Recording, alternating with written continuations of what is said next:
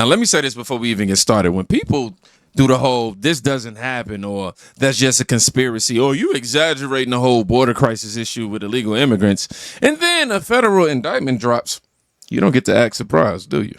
People accused of running a driver's license scheme in Louisville are now facing federal charges. Four of them appeared in court today. Jamie Mays joins us live to tell us what happened in front of the judge. Jamie? Rick, Vicky, the defendants who appeared in court pleaded not guilty today. The fifth suspect does not have any record of his arrest just yet, but all are accused of working together, charging immigrants hundreds of dollars for illegal licenses. A new indictment describes the elaborate scheme targeting people who didn't know how to get a driver's license in Kentucky. The document says starting no later than November 1st, 2023, Raul Tellez Ojeda, Lozaro Alejandro Castelo Rojas, and Robert Danger Correa recruited people who were immigrants and offered to get them a license by avoiding a line and bypassing testing requirements at the driver licensing regional office at the NIA Center. Those applicants were allegedly told fees ranged from $200 to $1,500 and were made to believe the process was legal. The indictment says the suspects often escorted applicants on the day of their appointment and told them where to wait and when to enter the NIA Center. Many of the applicants had difficulty speaking English. As part of the scheme, Danita Wilson and Ariel Matthews, who worked as temp workers at the NIA Center, are accused of manually changing the status of driver's license records, so the system would recognize licenses that did not exist. According to the indictment, a duplicate license would be printed even though an original had never been issued. It also says the scheme involved kickbacks and bribes to other workers within the licensing office so that certain customers were directed to Wilson and Matthews issuing stations. The suspects are accused of running the scheme through October of 2024. They're now charged with dozens of counts of mail fraud, unlawful production of identification documents, and money laundering conspiracy. Raul Tellez Ojeda was not in court today, and there is no record of his arrest just yet. If convicted, the defendants face a maximum of 20 years for each count of charges filed. Reporting live, I'm Jamie Mays, WLKY. So let's slow that down. 3 men, 2 DMV workers, bribes ranging from hundreds to over $1,000. Manual overrides in the state system. And we all know that wasn't an accident. That wasn't someone forgetting paperwork. That was a pipeline. And the reason it says differently isn't just immigration. It's identity. A driver's license isn't just a car, man. It's literally banking, it's housing, it's travel, employment. That's how you get registered for anything. And once that layer is compromised, the entire verification structure, it bends. And people would say, well, that's just Kentucky. Cool. Let's just go ahead and widen the lens a bit. You have the right to protest, but not violently. Because you know what? 2 reasons.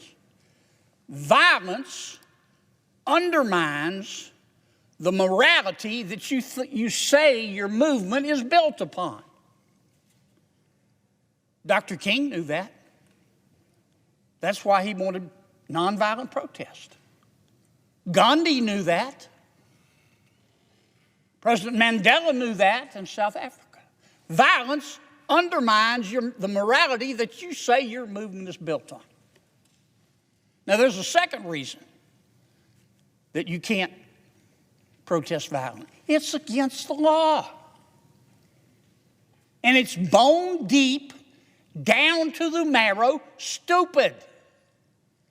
If you act like a butthead with a cop or an ICE officer, it's not going to end well.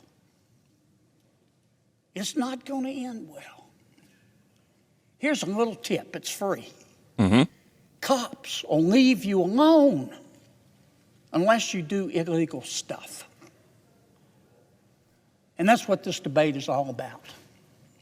I feel like that was a good tip. I'm getting the Amber Alert. Hold on. I'm sorry, y'all. I don't know. I heard some beep, beep. But Kennedy's delivery is simple. Don't break the law. Now, here's the uncomfortable part. By the way, it wasn't an Amber Alert. I heard some sound that made me think it was that. When enforcement increases, exposure increases. The more pressure you apply to the system, the more weak seams show. And what we're seeing right now isn't random chaos. It's stress fractures.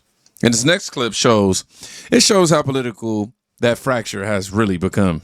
Look, the Democrats in Congress, they're the ones who broke our economy to begin with, right? That President Trump is rebuilding. They're the ones who opened the border. I mean, let's talk about that. They're saying right now, okay, we're going to close DHS until you basically stop enforcing immigration law in this country. We're not going to do that. And guess what? Where were they under Joe Biden? When Joe Biden flung open the border and they allowed tens of millions of illegal immigrants to come into this country, take jobs, get on the welfare system, what did they do? They didn't hold Joe Biden accountable. They didn't call anybody in front of Congress. So this is really just the Democrats grandstanding. And really what they're saying is we are not going to enforce federal immigration law in this country, and we are going to stand in the Republicans' way. They won't get rid of the criminals. They won't get rid of the murderers. They don't want to get rid of anybody. And we're not going to stand for it. We'll fight them every step of the way. Look, the Democrats in Congress. Now, DHS funded fight. Shutdown threats. ICE enforcement debates. See how this connects? If enforcement is tightened and verification systems are strengthened, schemes like Kentucky, they don't breathe as easily. That's the tension. One side says enforcement is necessary. The other side says reform is necessary. Meanwhile, the systems in the middle are cracking. But let's go deeper into voter integrity, because this is where it gets pretty explosive. It's already illegal to vote if you're not a citizen. Why not just say if you cheat and steal and you're illegally voting, you go to jail? Oh my goodness, what a concept. That's already the law. Right. Go ahead, Tess. That's a jaw-dropping number. Where did all those people come from? Well, it made my jaw drop too when I saw it. We were in Social Security looking for fraud, waste, and abuse, and to do that, we actually looked at the enumeration system, the system by which people get numbers in America, and we found that there were just about 5+ million of them that came to the country as illegals, were giving various forms of parole or allowed in the country, and they got through an automatic system, Social Security numbers, so they get into our benefit systems. And we tracked that through and found that they were on the benefit programs. And just because we were curious, we then looked to see if they were on the voter rolls. And we found in a handful of cooperative states that there were thousands of them on the voter rolls, and that many of them had voted. It's already illegal to vote if you're not a citizen. So Abby Phillips says it's illegal for non-citizens to vote only after she was sarcastically coerced to say it, right? I'll just say at least it's correct. The debate isn't legality. The debate is safeguards. If identity systems can be manipulated at the DMV level, people naturally start asking what else is vulnerable. Now, I'm not here to make claims beyond evidence, but when institutional trust weakens, public suspicion rises. And suspicion, we know that spreads fast. Which brings us to what this looks like on the ground, everybody. This just happened in Lower Manhattan. We saw ICE agents fan out and take at least 5 to 6 people into custody. People who were watching this unfold were furious. We heard people cussing at these ICE agents, federal agents. Saw many different departments out there, DEA, ICE. Take a listen. You don't even know if this man is a citizen. This guy is a citizen. You just ran him up like fucking cattle. Randomly. They don't investigate nothing. Why don't you guys give up ID? The agents who we saw did not answer any of our questions. Again, we saw them today out in the streets of Lower Manhattan near Chinatown, as many of you may know it. This section here is Canal near Broadway.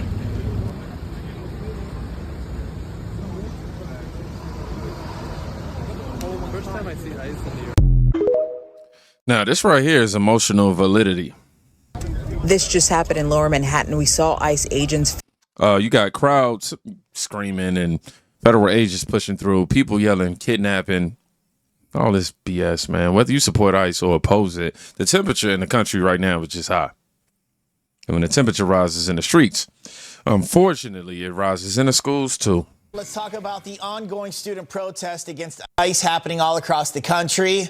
Hard to say at this point how many there have been and in how many states, but according to the New York Times, students in more than 36 states have walked out of class to protest. Students, like anyone else, of course, they have a right to protest, free speech, but school districts, they also have the responsibility to keep them safe and not push political agendas on kids, supposed to remain neutral. which is why I want to show you what's happening in some of these protests. So let's take a look at this past Friday. It was a big day, starting in Aurora, Illinois, outside of Chicago. Look at that. Officers arresting at least 3 from East Aurora High School, their students, one of whom is also charged with aggravated battery to a police officer. Doesn't seem so peaceful, does it? One boy is quoted in that report that he wanted to voice his support for ICE. And this actually happened to him. I asked for the microphone. They gave it to me. I said my opinion, God bless America, and I love ICE, and I love Trump. And they attacked me. They hit me. They took my headphones, and then they poured water on me, said that young man. All right, let's take things out to L.A. It's reported by DHS that this happened. 3 federal officers were injured during a clash with protesters, many reported to be high school students. And then out in the state of Washington, there are so many examples of this, but here we'll take it out to Washington. 2 Newmanclaw high school students, they were arrested Friday during a student-led anti-ICE walkout after a reported assault and confrontation involving dozens of protesters. The police department there says both were later released to parents because the suspects did not meet booking criteria for the King County Juvenile Detention Center. Kind of feels like something bad is going to happen at one of these school protests. Hope it does. Pray to God it doesn't. High school walkouts, students arrested, a kid saying he supports ICE gets attacked. That's not policy debate. That's polarization. And polarization always follows distrust. Distrust in media, distrust in institutions, obviously distrust in leadership. And sometimes that distrust, unfortunately, has consequences. Savannah mourning the loss of a beloved educator. That's right. And has K-8 confirming that Dr. Linda Davis was killed in a car wreck just blocks from the school at Whitfield Avenue.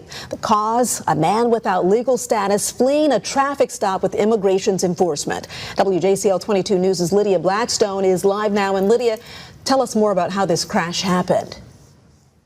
Good evening, Greg and Shannon. The Department of Homeland Services says that a man was fleeing ICE officials when he ran a red light and took an illegal U-turn right here. This is the exit you would take when going onto the Truman Parkway. It was then that he hit and killed a Chatham County educator. Broken glass and bent car frames being taken off the roadways in Chatham County after an early morning crash. The deceased, a beloved special education teacher, Dr. Linda Davis, who worked less than a mile away at Hess K-8. While students were out for President's Day, Monday was a work day for teachers like Dr. Davis. The school responding, releasing a statement saying, "We should all expect and try to understand that there will be a variety of emotions and responses as to what has occurred. The most important thing we can do is to be supportive and encourage an open expression of feelings." As for what led up to it, police say ICE officers initially attempted a traffic stop of 38-year-old Oscar Vasquez Lopez. The Department of Homeland Security says he was initially stopped, then sped away, running a red light and making an illegal U-turn, which caused the deadly collision. DHS releasing this photo and saying he was in the country illegally from Guatemala. Vasquez Lopez has been charged with reckless driving, driving without a valid license, vehicular homicide, and other offenses. ICE policy says in regards to a situation like this, ICE officials use reasonable and necessary force when someone resists arrest. ICE officers and agents prioritize safety, including the safety of the people that they arrest, and are highly trained in de-escalation. Vasquez Lopez is currently in custody in the hospital. Authorities say he did not suffer serious injuries in the crash. A teacher is dead. A suspect fleeing enforcement. A political rally days earlier chanting ICE out. Now, let me be clear. Tragedies shouldn't be weaponized, but they also shouldn't be ignored. Because the central question underneath all of this is simple. Are the systems working? The DMV scandal says one part wasn't.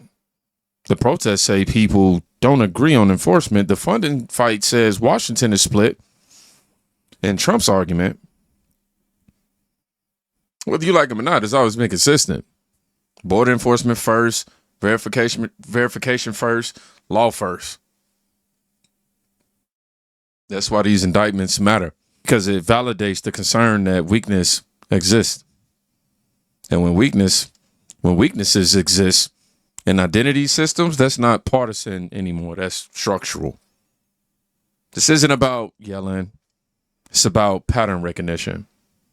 A DMV scheme in Kentucky, funding fights in D.C., protests in New York, walkouts in Illinois, tragedy in Georgia, all orbiting one issue, and that's immigration enforcement. So here's the real question. Is this a one-off scandal, or is this proof the system needs serious tightening?